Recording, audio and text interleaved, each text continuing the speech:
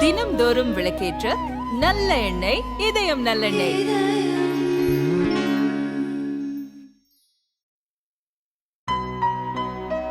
இனிமே கண்ணை மூடிட்டு கடலை எண்ணெய் வாங்கலாம். ஏன்னா மந்த்ரா கடலை எண்ணெய் இதயத்தின் தயாரிப்பு.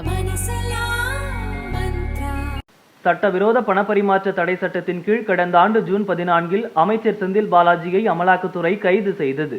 இந்த வழக்கில் அவருக்கு எதிராக ஆகஸ்ட் 12 3000 பக்கங்கள் அடங்கிய அசல் ஆவணங்களுடன் குற்றப்பத்திரிகை தாக்கல் செய்யப்பட்டது.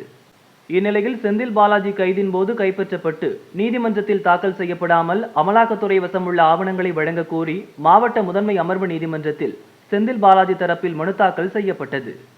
இந்த மனு நீதிபதி அல்லி முன்பு மீண்டும் விசாரணைக்கு வந்தது.